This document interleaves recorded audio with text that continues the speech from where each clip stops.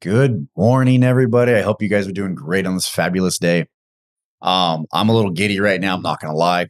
I had a great interview yesterday. Um, for you guys who are not owners or you don't do the hiring, let me tell you something. As an owner, as a person that's hiring, when you find somebody really good and you think they're going to check every box and then some, and they might bring some knowledge to the table outside of your four walls, dude, the optimism that you have in your head is, it's palatable. You can taste it. It's amazing. So really excited about that. I had two really good candidates yesterday. Both of them can bring a lot to the table. So I'm excited to what they can do. For the people that do the hiring, I know there's two types of people. One that is just 100% all in, trust them 100%. And if they do something wrong, then you trust them 98%. And then the other people that trust them zero. They got to prove every step. If you're the zero, you're wrong. Just right out. Come on. Give them 100% of the trust. Get them into the fold. Get them into the family and get them rocking. But right now, these two interviewees that I've had, wow, just a lot to the table. So super pumped. Diamonds in the rough for sure. All right. Let's see here. Personal wise, so if you guys know, I got 4 kids and 3 of them have birthdays on August 19th and 20th.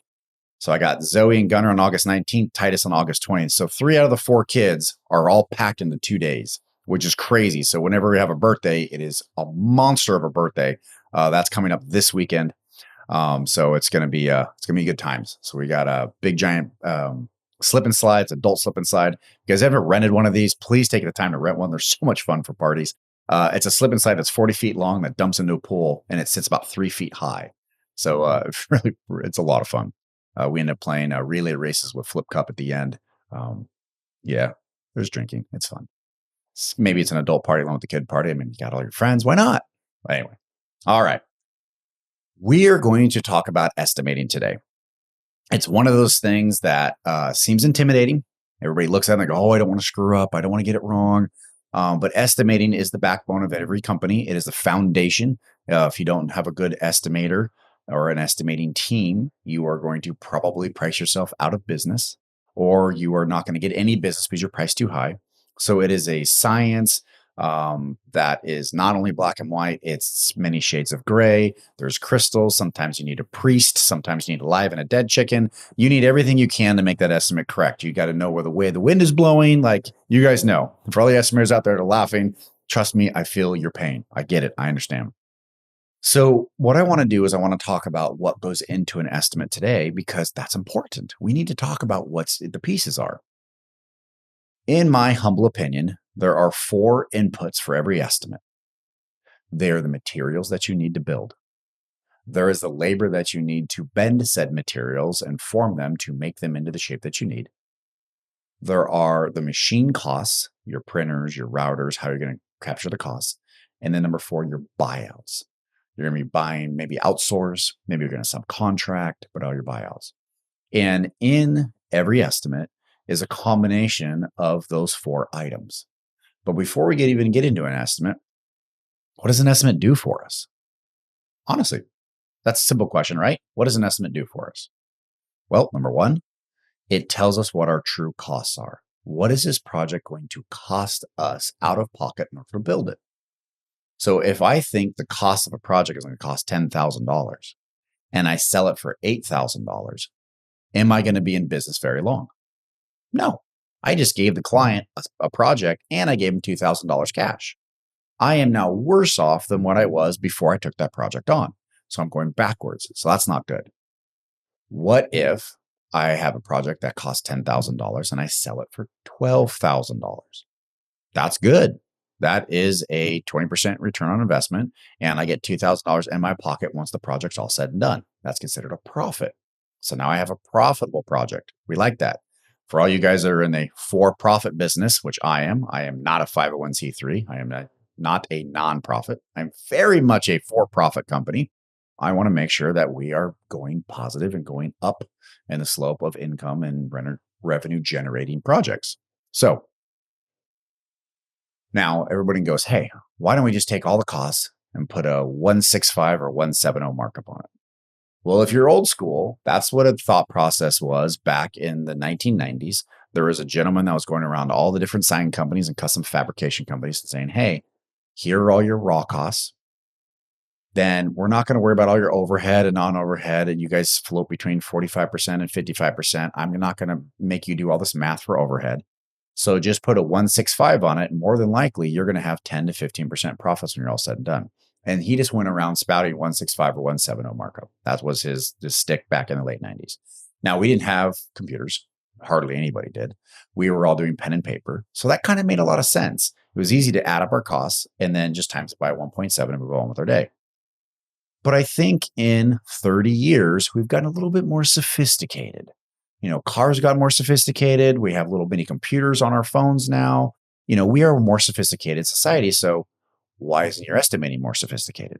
Well, it can be, but let's talk about it. Small segue here. Want to talk to you guys about Square Coil software and what it does for your companies. If you're the type of guy that's still doing pen and paper and you think you're rocking and rolling, you just might be, but you're not running at the most efficient pace possible for yourself.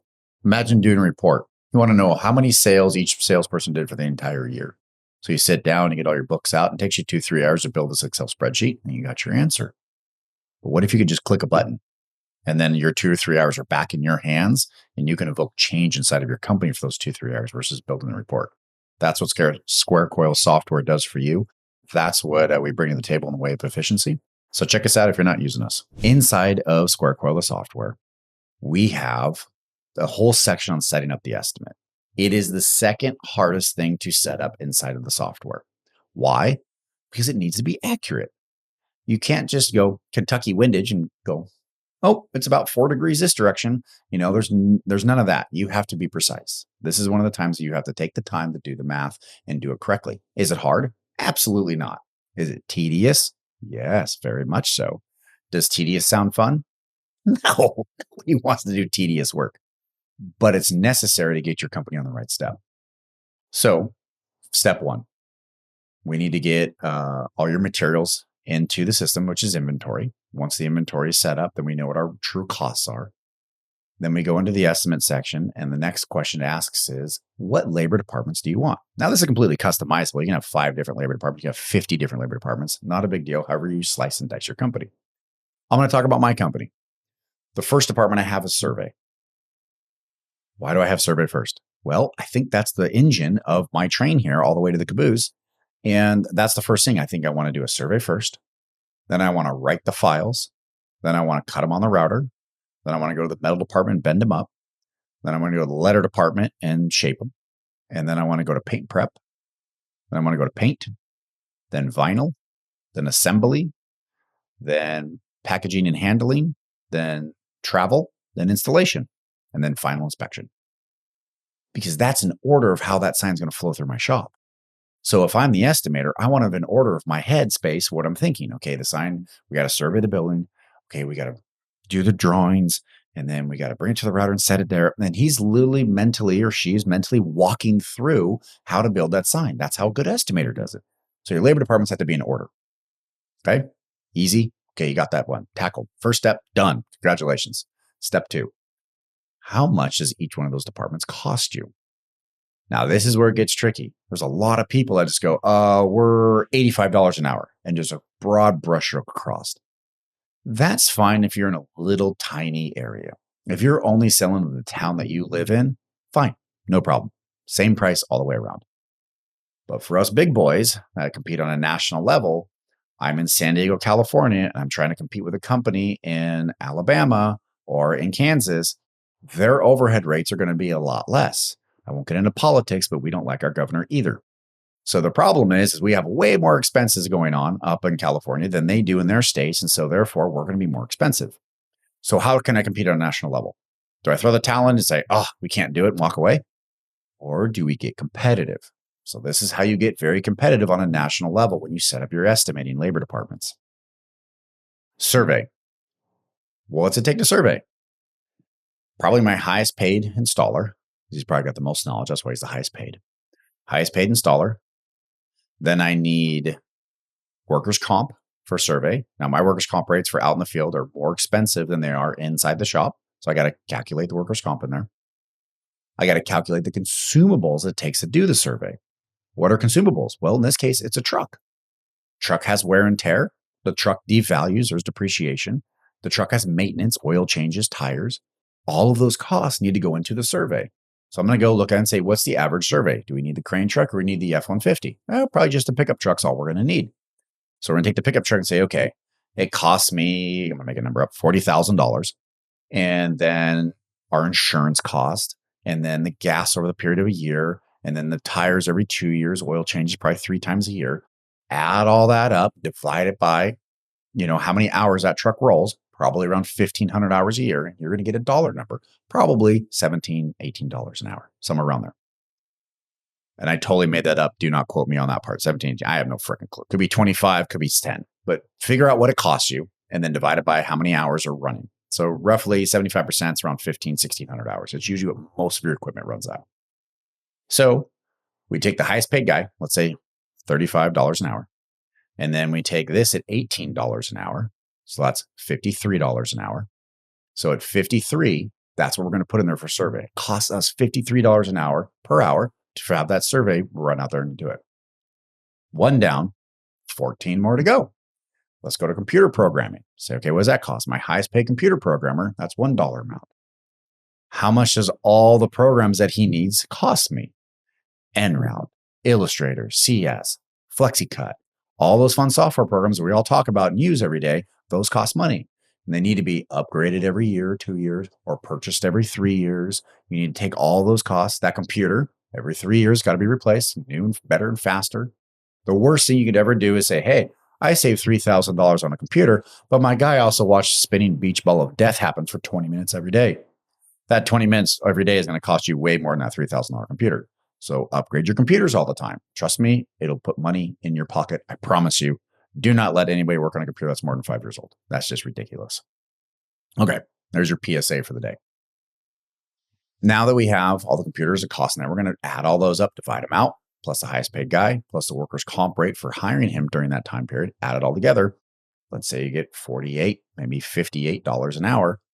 That's what we're going to put in there for that labor department. Now let's go all the way down to cheap one, assembly. Your highest paid assembly guy, plus what? Silicone, screws, maybe $2 or $3 an hour tops. That's going to cover almost everything he's using.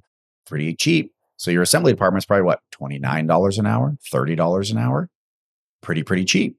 Now, if you had done a broad brush stroke, the assembly would have been way too high when you did all your estimates for pricing. When it doesn't cost you that much money, you're trying to just do a percentage profit margin. These different ratios are going to add up to a smaller cost for you. Smaller cost equals being competitive on a national level. So there is a rhyme and a reason to why we built the estimating section the way we did, so you guys can have exact, accurate numbers of what it truly costs you right down to the penny. Then, right after you get done with all your labor departments, then you're going to need to do your overhead rates. Overhead rates are all the things that you're going to get a bill for if we never sold a sign. So let's talk about it. Do you still owe your rent or your mortgage if you never sell one sign? Yes. The answer is yes, you do. Do you owe the internet company your internet bill, whether you use the internet or not? Yes. Yes, you do. SDG&E, or I'm sorry, for all you guys that are not in San Diego, my apologies, the power company or electrical company, what do you owe them every month? Yes. Now that bill is probably going to be smaller because you didn't use any of the equipment that you normally would. So you're going to get a smaller bill, but you're still going to get a bill. That's what we call general overhead. Those are your actual overhead that's going to come in no matter what. You're going to add all that up, divide it throughout 6 months or divide it by 12 months. And then you're going to say, okay, my overhead is a percentage. Now, that's kind of scary. Overhead as a percentage. What's going to happen is say, okay, I sell $5 million a year. My overhead is $1 million. So 20% of my sales is overhead. So I'm going to type in 0.20. Now, I hate to say this in the custom world, more than likely, most of us are between a 0.42 and a 0.52. I'm a 0.48. Out here in sunny San Diego, California, my overhead's a 0.48. Do I have new equipment? Yes, I do. Okay, my costs are higher. Do I have old equipment? My overhead rate would probably be lower because I don't have all these bills and all these loans out there for what I have. It's going to vary. If you're one of the great sign companies that have been in there for 60 years and grandpa bought the building from a long time ago and there's no mortgage on it and you're sitting there rent free, your overhead's going to be pretty low because all these big bills you don't have. Congratulations to you. Jealousy is quite high. Hopefully I'll get there one day. So with all of that, you're going to get your general overhead. Now, when you go to do an estimate, it's going to grab the materials. It's going to grab your labor rates with all your consumable costs in there, everything you need in there for the labor along with it, your general overhead. It's all going to add up together. And now you have a true estimate. Okay. You have a true estimate. This is amazing. Now when we know what it actually costs. Now people ask me all the time, say, Aaron, what if I want to mark it up a different level than what your system says? Can I do that? Absolutely. My job is to only educate you. That's literally my job. Organize and educate. What you do with that information is completely up to you. Let's say the costs are $10,000 and you want to sell it for $36,000. Bravo. Awesome. Great. Rock on. Do it. I'm stoked for you. But if you mark it up too high and they don't buy, maybe you shouldn't go for the jugular every single time. Maybe you should mark up to what's in the industry norm and then just keep getting the work and keep filling the work with the boys and the guys in the shop are going to have always work. There's a yin yang, but that's your choice. What if it says $10,000 and that's a good friend of yours to say, hey, I'll sell it to you at cost of $10,000 or even $9,000. I'll give you $1,000 on top of it. That's up to you. That's your business. You get to do what you want. I'm not your boss. I'm just an educator. But you at least have the data. You're not doing Kentucky windage anymore. You're not guessing anymore. You know exactly what it costs. Now, that's where what we just talked about is where 95% of the estimators stop right there. But an estimate is so much more. It does so much more for your company. What does it do? Well, I'm glad you asked. This is exactly what it does. It gives your shop a blueprint for success. The guys in the shop know exactly what you were thinking. They say, okay, he has 3 hours of programming and he has 10 hours for fab. I'm looking at the drawings and he has 2x2 square tube. Okay, he's probably going to build a box and put the face on the front of it. This is what they were thinking. I now know how to duplicate what they were thinking the estimating. If you're an owner or a manager, do you give drawings to your shop without any estimate or idea of why we estimated the way it is? Or does your shop reinvent the wheel every single time they get a project? If you're reinventing the wheel every single time, you are living dangerously. You are a scary individual. Obviously, you're a gambler because you love gambling. Because one estimator is thinking one way and your shop's building a completely different way, and you're praying that there's a profit at the end. No, thank you. Not my wheelhouse. I am not a gambler by any means. I want to know exactly what I'm getting into, what my guys are doing. So that estimate, once it's done, not only gives you a sell price, but it also gives your team a blueprint for success. Now let's go one step further. That's good. I love it. That's way better than what I'm doing right now. Now I have a blueprint. What else does it do? Well, an estimate is also comparing apples to apples. You guys should be clocking into your projects. You should be putting materials into your projects. When it's all said and done, it says, hey, this project cost us $9,800. We thought it was going to cost $10,000. We absorbed $200 of profit on top of what we thought we were going to do. Because at the end, all you do is click a button and you're going to see the exact estimate exactly against the costing. And now you know exactly what you did. If I was the estimator and we were $200 under budget, I'd be like, I'm a pretty darn good estimator. I'm stoked. Now, what if we thought it was $10,000 and the project ended up costing $15,000? Now the estimator knows he was wrong. He or she can go back and go, okay, it took this much more materials. I didn't think of all the bracing. It took 3 coats of paint, not 2. I didn't think about that. They're going to learn from their mistakes. And the next time a project similar comes through the shop, what are they going to do? They're going to quote it as a cost of $15,000 because now they know how long it really takes to shop. You have this evolving wheel of education coming back to all your employees to make sure they do the job right every single time. Wow, that's a whole new level of just estimating, right? How cool is that? You can really shape your company on what jobs you take, what jobs you don't take, based on the knowledge you have when you can compare apples to apples, estimate versus costing. See where I'm going with this? See how cool this is? Now you know what your costing is. You know if you want to go after that national account. And they go, hey, we only pay $4,000 per sign for this. That's the going rate. We'll give you the work, but you only pay $4,000. Now you can back into it. Takes this 7 hours, this one. And you go, it's a small margin, but I can make profits, but they're going to give me lots of volume. I'm going to take the work. Or you back into it and go, they only want to give me $5,000. It cost me $6,000. I'm sorry. As much as I want this account, I'm not going to lose money off of them. No, thank you.